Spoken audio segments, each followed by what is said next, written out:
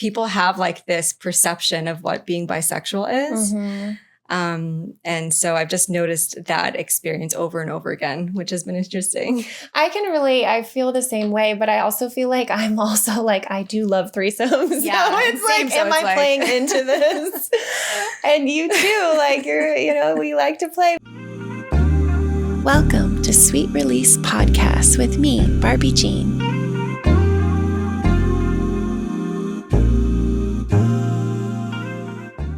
Hi, sweets. Welcome back. Thanks so much for coming back week after week. I have a wonderful guest here with me today, Miss Oyku. Thank you so much for being here. Thanks for having me. Yeah, I appreciate it.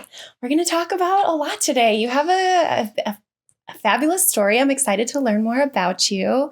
You grew up in a Turkish household, correct? Correct. Yeah. So I'm curious because we're going to talk a lot about kind of your sexual journey and your sexuality. So let's just dive in. I would love to know what it was like growing up in a Turkish household and how that kind of influenced your sexual journey.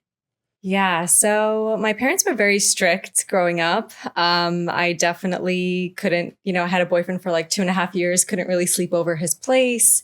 And I was 23 at the time. And, I grew up in Turkey up until I was 8, then relocated to New York. But, my parents, kept some of the traditions. And even though I wasn't necessarily in a religious household, there were definitely some things that they were against. And I rebelled as a result of all that and did everything under the sun that I wasn't supposed to do. And I hope my mom doesn't listen to this podcast because I don't know how she would feel about that. But so she doesn't know all your rebellious natures. I mean, she knew I was definitely rebelling. It was very evident, but she didn't know exactly what I was doing. Okay. But yeah, I think the stricter parents are, the more like kids tend to lash out and do all the crazy shit. So that was me. That was in a nutshell. Nice. Do you feel like you ever questioned your sexuality at a young age, or has it always felt like you knew who you were? I have always been bisexual. I never questioned it. It was very natural to me from a young age. I was drawn to beautiful women and in the form of teachers or, friends of my parents or, older women and also girls. And I remember playing, games with girls and I would be like, okay, I'm the husband, you're the wife. Let's do what husband and wife do and just explore with girls my age. And I think a lot of people do that when they're growing up and kind of coming into their own sexualities. They're exploring with people that they're spending most of their time with. And so I think I knew all along and never questioned it. Yeah. Did you feel some shame though, based on your family feeling strict, or do you feel like they kind of welcomed your sexuality? Yeah. So my parents, they didn't welcome my sexuality, but I didn't feel that much shame at the time. Now looking back, I think there's definitely shame that I've internalized over the years that is now starting to come out, especially as I start to do podcasts like this or, build beyond. And I have a more public appearance, I guess, a presence. And it's really interesting talking about my sexuality in a public setting because I definitely am starting to navigate that shame that's always been there that I just have ignored. Yeah, definitely. What was it like? Did you have a coming out moment, or you always felt kind of bisexual, but was there a moment that you told people that you really loved? I think I was 13 when I learned what bisexual meant. And I identified with it right away. I was like, oh yeah, that's me. So it felt very natural to, once I learned what the word was, to resonate with it. When it came to my coming out moment, it was actually my mom who discovered some handwritten notes that a friend of mine was passing to me in class that I had kept in my little memory box. I don't know if you've ever had I have a memory box. Yeah, sure. So, I would keep funny things in there or things that, brought me joy or made me sad. It was just where I stored all my Your little keepsakes. treasures. Yeah, your treasures. And so I had a close friend in school who would pass me like the most inappropriate notes. And I remember she passed me a note that said something like Oyku likes vagina or something like that. And they made me laugh. So I kept them. And my mom one day was going through my room and discovered my memory box and discovered these notes. And so she brought it up to me and was like, is this true? Are you like into girls? And I remember thinking, this is my moment to come clean and just kind of own it and build a closer bond with my mom. Or I could just lie and hide it forever. So I chose to tell the truth. And it kind of backfired. She didn't accept it. And so every time we were alone, she would, continue to bring up my sexuality, and it felt really uncomfortable. So around that time, my relationship with my mom was a bit rocky. And yeah, that was my coming out journey. And then we just kind of like swept it under the rug and we didn't really speak of it again. But now I'm sure she's aware of it, especially as I'm talking about it very openly. Yeah. Have you, thanks for sharing and being vulnerable. It's a journey. I can relate a little bit. But I'm curious, are you like, do you talk about it now with her at all? Or is it still kind of, No. Yeah. And what about you? Are you also bisexual, or how do you identify? Yeah, I do. I identify as bisexual or just queer, I guess. I don't know. I've always said bisexual. And I don't know if I have like these memories from like very young ages of like, I don't know. It always felt natural, like being attracted to just like beauty of people. Mm-hmm. And so there was a lot of, I feel like with women, we're very fluid beings in general. So like growing up, there were always instances where I would be like making out with my friends or having moments with girls in college. And there was just definitely moments where I was like, yeah, this is definitely, I would fuck a girl, but it never felt like weird, that always, I was surrounded by women that also had those same feelings. So it was always something that was just like, we never defined it as a sexuality, I guess. Yeah. But when I finally went home with a woman for the first time, I was like, oh, okay, this is a thing. I'm really curious about like boys when they're growing up, if they're experimenting with their friends the way that girls do. I think not as much. I really don't think so. I know that some, I think boys are a little bit more like next to each other exploring kind of thing, but I don't know if they're more like, I feel like women touch each other and we like love on each other and we kiss each other. And there's a little bit more of that exploration. Whereas boys, like they'll like masturbate next to each other. Like that's my perception anyways. I don't know. I'd be curious to find out. Yeah, we should do a study or something, figure it out. But what was your first experience like going home with a woman? Like were you predominantly dating men throughout like kind of like your high school and middle school or? I mean, all my first experiences and explorations were with girls. Okay, great. From a young age. And then it wasn't until college was when I first had a girlfriend. And we dated about like 2 or 3 months. It wasn't a real relationship, but that was my first time actually like having feelings for a girl and calling her my girlfriend. Right, like falling in love and all that. I wouldn't take it that far. Okay, Definitely wasn't falling in love, but I was infatuated with her. Right. And then it was serious in a way. Kind of, yeah, at the time. A girlfriend, yeah. like a 2-month relationship, you know? Okay. Yeah. Yeah.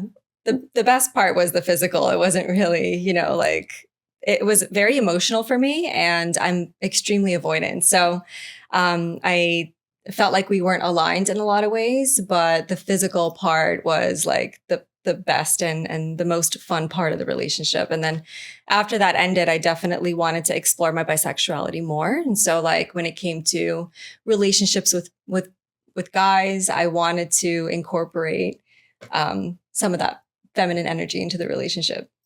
Yeah. Were you always clear-headed, like you knew you also liked men? Or were you like, oh, maybe I'm like only into women? Like, did you ever question it that direction? There was definitely a bit of a range for me. Like in the beginning, I was more into girls. I would say I was like 60% into girls, 40% into guys.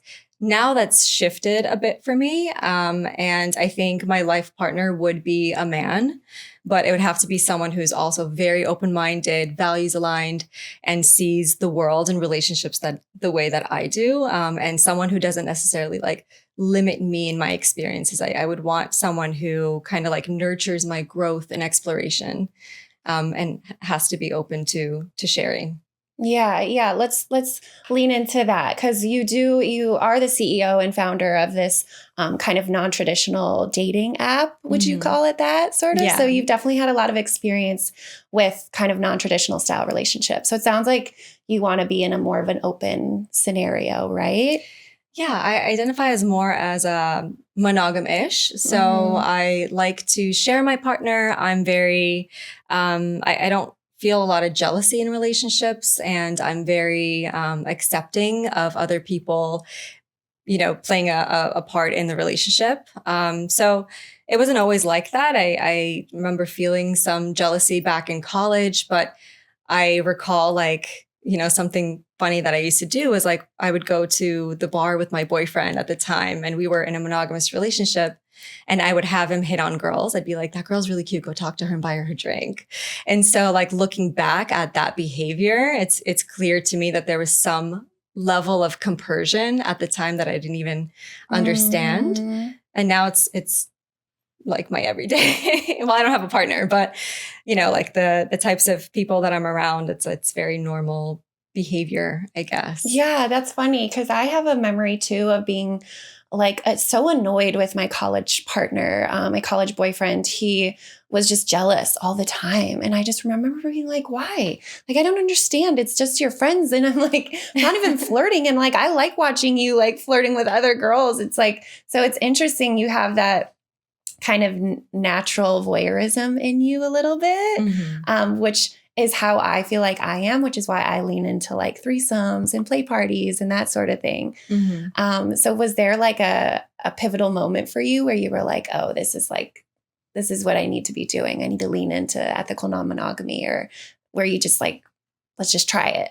Or was there? Yeah. I think I started questioning it around like while I was in that monogamous relationship, and towards the tail end of it is when I really started exploring it.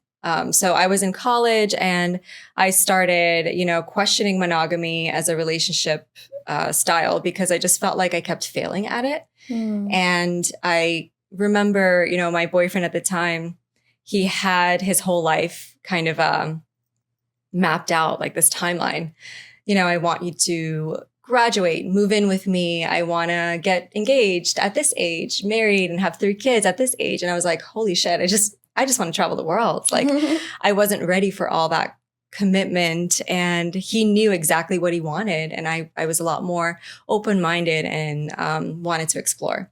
And so after we broke up, he actually found someone and did just that. Like he got engaged. Now he has like 2 or 3 kids. And I'm like, good for you. Like you followed your dream. And now I'm following mine. And I feel really authentic and liberated with the path that I chose. But, if it wasn't for that relationship, I don't know where I would have ended up, but I definitely started questioning it because of that, like all those expectations of me. And it just never felt right to me. And then after I graduated from college, I actually met a couple, and their relationship dynamic really inspired me. And up until that point, I always felt like, my open mind and a committed relationship couldn't coexist. I had to choose one or the other. And so seeing their relationship dynamic was inspiring because it made me realize that the right person will actually celebrate your open mind and uplift you and like allow you to have all these experiences and grow together. Yeah, that's the best part of this lifestyle. And I think a lot of people that tap into the monogamish energy, they're explorers. Like they're kind of more free-spirited, they don't want to feel like tied down, or they just want to embrace the growth and evolve that we can experience in that style of relationship. And I think that society just teaches you that monogamy is the default, and that's kind of like the only way of doing things. And so realizing that there was that there were alternatives to that was absolutely mind-blowing to me and opened up Pandora's box in a way.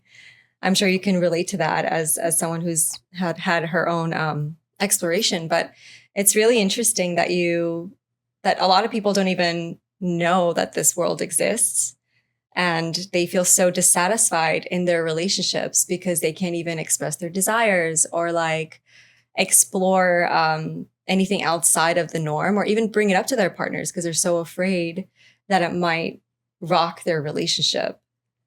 Yeah. Have you ever had a situation where, have you like brought it up in a relationship and ever been kind of shot down? Oh, yeah. Yeah. I, for some reason, always dated guys who weren't even into threesomes or into exploring that side, which was interesting because like growing up, I always felt like guys were always the ones who were like curious about doing all that. And then, in my relationships, I was always the one who was curious about exploring that side of relationships. And it wasn't ever reciprocated as much. No, definitely not. Yeah, I can relate for sure. Or it just not in like the level that I wanted it to. I think I was in a few open relationships when I first moved to LA, and they were like too much, I like that you used the word monogamish, because I feel like that's how me and my partner identify. Like we definitely love to play. We love to explore.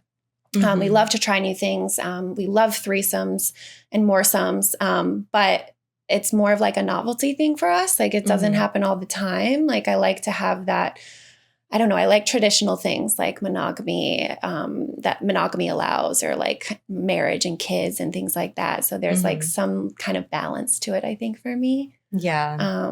Do you feel like there's any like traditions, like you said that there was no really religion in your household growing up. Was there? Like, did that ever affect like your upbringing, or was it more of just like the strict structure? I would say more of like the strict structure. Yeah. I mean, my parents weren't super religious, thankfully.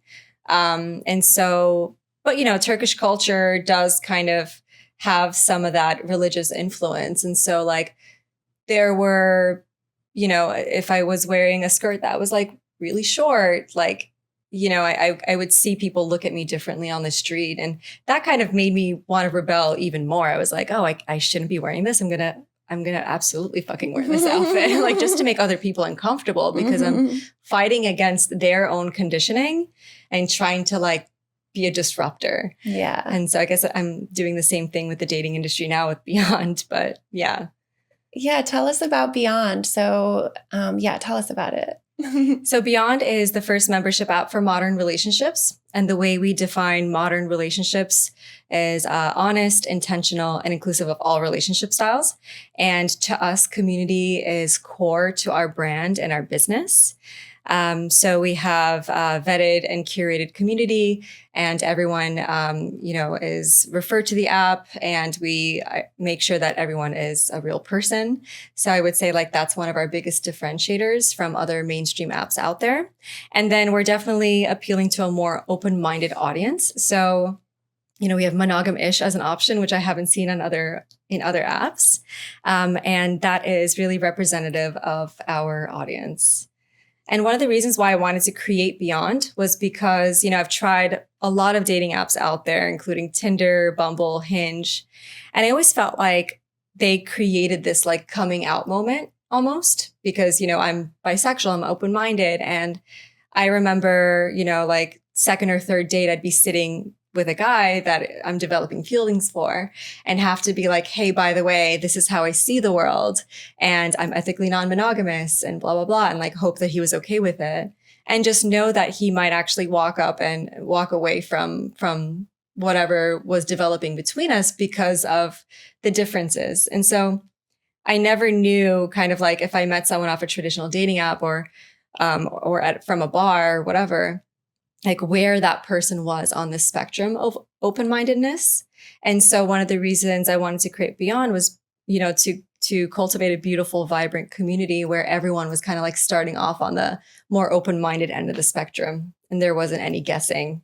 that Yeah. has So to you go know into right it. away, like if they're monogamous or polyamorous or whatever, that's nice. Yeah. Or even if you're like monogamous or, heterosexual or whatever it is, at least you are more open in the way you see the world. Like you are just a more open-minded, self-aware, intentional person all around. And so like, it could be really beautiful for cultivating friendships in addition to relationships and finding a partner. Yeah, yeah. Beyond too. I love that name for it. It's beautiful. It's like beyond the norm, beyond tradition. Beyond, yeah. Yeah. Have you been on any dating apps yourself? Well, I just downloaded yours today. So I'm excited to give that a try. Yeah, we typically, if we're looking for like a third or we've had a lot of success with Field, but I do think that app itself is like not the best using it wise. But I don't know. Not really anymore. I'm too busy with life. It's like now, like my partner picked up this girl at work the other day. So I feel like there's just like now we try to find people out in the world. Yeah, it makes sense. As much as we can. But of course, I think it's really good to have like an app that you can find like-minded individuals. And that's what I've always found with Field. So I'm excited to try your app. It sounds like intentionality is a big theme of this podcast too. And so I love that that's kind of like one of your pillars, I guess. Yeah, definitely. What would you say to someone that like feels like they're questioning their sexuality or feels unsure about their pleasure or like how did you kind of harness it in the way that you are today? Because you feel so secure in your being. You're welcome. It took a long time, I guess, to get here, but I think it's really important to prioritize your pleasure and also just trust your instinct. Like if there's something you want to explore, it's you shouldn't be standing in your own way. And I think, being from a super metropolitan and open-minded city like New York, which is where I grew up, and now I live in Miami and we're doing this in LA. Like I think in these cities, it's really easy to take that advice. But I don't know how it is for someone who's grown up in like a small town, if they can be brave enough to, I guess, take that route. But that would be my biggest advice, is just to like own it and be unapologetic about it, and don't be afraid to explore, and don't stand in your own way. Yeah, great advice. Thank you for that. I feel like bisexuals often too get like this, I don't know if it's a bad rap, but they just don't feel as validated and like secure because everyone thinks like, oh, you have to choose, or there's just like this energy around bisexuality. Do you feel that ever? Like, I mean, we already kind of talked a little bit about how like you've questioned it a little bit, but do you ever feel like society puts like this pressure on like your sexuality, being bisexual? Thankfully, no, I haven't felt that as much. I think bisexual men probably feel that pressure more than bisexual women, because I think that bisexuality is so like, it's like you see it in porn all the time, and it's kind of like fetishized almost, especially in a male's gaze. So like, I haven't personally felt that, but there is definitely like this reaction whenever I tell someone I'm bisexual. Not so much anymore, but like I remember growing up mentioning that I was bisexual to someone, and their like face would light up, and they're like, "Oh, you see like threesomes," and you like, and it's like automatically this like, this I don't know what the word is. It's like people have like this perception of what being bisexual is. And so I've just noticed that experience over and over again, which has been interesting. I feel the same way, but I also feel like I'm also like, I do love threesomes. Yeah, so it's like, am I playing into this? And you too, like we like to play, we like to have both sides of the spectrum. Like that's what makes it so lovely. But I do think again, like there is a balance to it, and there's like, it's also about freedom and feeling secure in yourself. And I think you also, it sounds like you came up, like you were kind of born this way, obviously your sexuality, but also born like into being turned on by like your lovers with other people, which is how I feel too. And not everyone's like that. So yeah, I was like, sense. what's wrong with me? Like at that age, you know, because I didn't know what I was doing. And now I'm like, oh, okay, that's compersion. Yeah, it's or it could be considered a kink too, you know, like it's definitely group play or voyeurism. Like there's definitely all these angles that you could just be like, oh, okay, that's just something or just really something you really like. Mm-hmm. Or I talk a lot about erotic authenticity. Like it's really just you and your authenticity, and you should welcome it. But anyways, well, I'd love to hear as we wrap up, like your last time you had a sweet release, which is an orgasm here on the podcast, if you're comfortable sharing. Probably like, I mean, usually every day. Nice. I love that. I actually just, one of our founding members, Monisha, she is a brand ambassador for this brand called Crave or Love Crave. And it's like a vibrator necklace. I think it's like jewelry that you can wear. It's super elegant. And I entered this like raffle that she had and won a little like gold vibrator necklace. So I've just been wearing it out casually to meetings, and I use it all the time. Oh my God. I've seen these. I think they did a really good job of marketing. I feel like I was getting those ads constantly on Instagram, but I love that idea. I love the idea of like having a space where it's sexy and also like having clothing or things that you could also utilize in the bedroom. So that's one of my dreams, is to get like a necklace, or I've had people on here before with like some cufflinks that you can like use in the bedroom too, but they're like bracelets. Yeah. So that's fun. So you like your self-pleasure is like I prioritize it. You prioritize it. Yeah, me too. I'm glad to hear it. Well, could you share before we let you go, like if people want to check out your app and how to find you and all that? Yeah, for sure. So on Instagram, you can search Date Beyond. That's Beyond's Instagram page. And then my personal one is Cheers with Oyku. And we'll probably post that under the video. Yeah. But aside from that, you can search for the app by searching Beyond Dating. So we have the iOS and Android available, and you can just submit an application. And right now, whoever gets in will be locked in for free membership. And then we're going to begin charging soon. And you'll also get access once you're approved to all of our events, because we're really big on IRL connections. So we host a lot of events in New York and LA, and also retreats.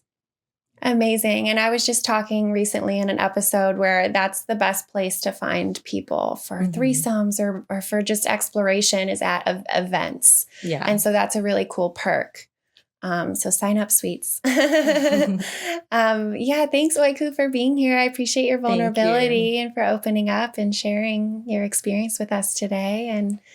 And sweets, thanks for coming back. We love you, and be sweet to yourself. Talk soon. Bye. Thank you.